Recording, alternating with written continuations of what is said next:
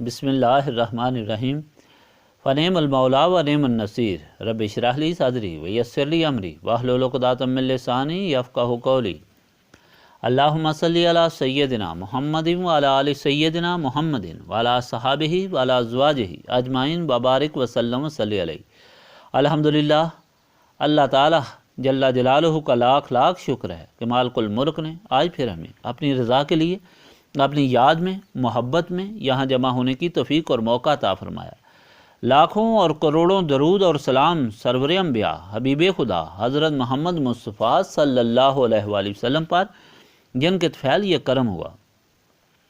سامعین کرام، اللہ تعالیٰ نے قرآن پاک میں ارشاد فرمایا ہے وَإِن كُنتُمْ فِي رَيْبٍ مِّمَّا نَزَّلْنَا عَلَىٰ عَبْدِنَا فَأْتُوا بِسُورَةٍ مِّن مِّثْلِهِ وَادْعُوا شُهَدَاءَكُم مِّن دُونِ اللَّهِ إِن كُنتُمْ صَادِقِينَ فَإِن لَّمْ تَفْعَلُوا وَلَن تَفْعَلُوا فَاتَّقُوا النَّارَ الَّتِي وَقُودُهَا النَّاسُ وَالْحِجَارَةُ أُعِدَّتْ لِلْكَافِرِينَ۔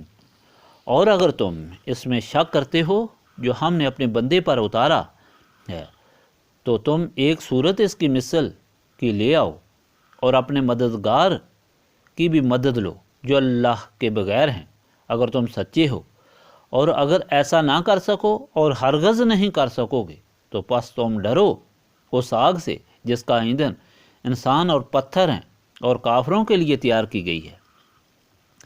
اللہ تعالیٰ کا اس قدر صاف دعویٰ ہے کہ آج تک 1400 سال گزر گئے، کوئی جواب نہ آ سکا۔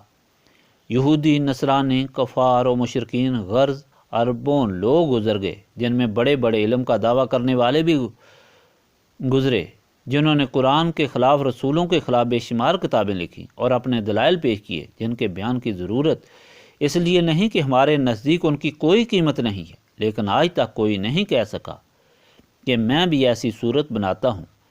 یہی ایک بڑا ناقابل تردید ثبوت ہے کہ قرآن اللہ تعالیٰ کی کتاب ہے، اس اللہ تعالیٰ کی جس کی کوئی مثال نہیں ہوگی، جو سب کا خالق اور مالک ہے، اور یہ عظیم کتاب اس اللہ تعالیٰ کا فرمان ہے، سچ اور برحق ہے۔ اور یہ اعلان تو ان مشرکین مکہ کے سامنے کیا گیا تھا جن میں ابو جہل، جس کو جہالت کا باپ یعنی سب سے بڑا جاہل کہا جاتا ہے اور قیامت تک یہی اس کی صفت ہوگی، ان پڑھ نہیں تھا بلکہ بہت بڑا ادیب تھا، عالم فاضل تھا۔ عرب دستور تھا کہ ادیب شعراء اپنے کلام کو صبح کے دوران کعبہ کے ساتھ آویزاں کر دیتے تھے تاکہ باہر سے آنے والے قسم قسم کے ادیب اس کی تصحیح کریں، تو ابو جہل لوگوں کی کلام کی ایک ایک سطر میں تصحیح کرتا تھا۔ اس کو کہا گیا کہ اس اللہ تعالیٰ کے فرمان کو نہیں مانتے تو جاؤ اس کی مثال لے آؤ اور اپنے سارے مددگار بھی۔ اور چونکہ یہ امر یقینی تھا اور ظاہر تھا، اس لیے اسے زور دینے کے لیے اللہ تعالیٰ نے ساتھ یہ بھی فرما دیا کہ ایسا اگر نہ کر سکو گے اور ہرگز نہیں کر سکو گے تو پھر عقل سے کام لو اور اپنے آپ کو دوزخ کی آگ سے بچاؤ، کیونکہ پھر تم کسی لحاظ اور مہربانی کے قابل نہیں سمجھے جا سکو گے۔ جب سب کچھ دیکھنے اور آزمانے کے بعد انکار اور ضد کرتے ہو، اور یہ معمولی بات نہ سمجھو، دوزخ معمولی چیز نہیں، اللہ تعالیٰ کی ہر مخلوق اس سے پناہ مانگتی ہے۔ یہ آگ جس کو تم جلاتے ہو اور اس سے دن رات ڈرتے ہو، ایک انگلی تک اس میں نہیں ڈال سکتے۔ یہ آگ دوزخ کی آگ سے پناہ مانگتی ہے اور اس میں پتھر بھی جلتے ہیں، لکڑی کی تو بات ہی اور ہے، اور پھر تمہارے جیسے منکروں کا بھی اس میں انبار ہوگا۔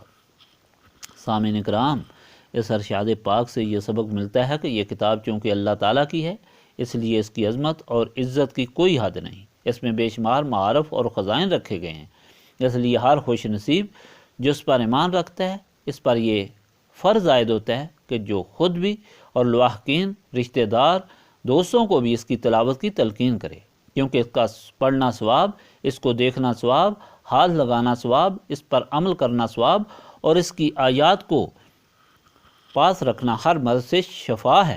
کتنی بے وقوفی ہے کہ دولت پاس رکھ کر انسان دوسرے دروازے پر بھٹکتا پھرے اور اسے لپیٹ کر طاق میں رکھ دے۔ شیطان کو ہر وقت خوف رہتا ہے کہ اس کو پڑھ کر اور اس پر عمل کر کے انسان دوزخ سے بچ نہ جائے۔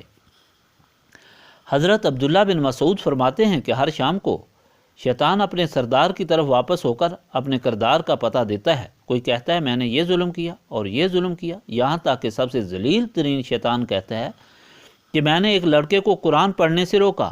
اس بات پر شیطان اٹھ کر اس کی تعظیم کرتا ہے اور اسے پاس بٹھاتا ہے، لیکن یہ بات سمجھنے والی ہے کہ کیا عزت ہر ایک کو فائدہ دیتی ہے؟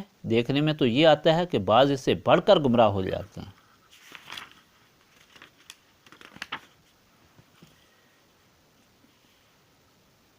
تو کیا طریقہ ہے اس سے فائدہ اٹھانے کا؟ وہ طریقہ ہے نسبت رسولی صلی اللہ علیہ وآلہ وسلم، یعنی قرآن کی تلاوت سے پہلے صاحب قرآن سے نسبت بہت ضروری ہے۔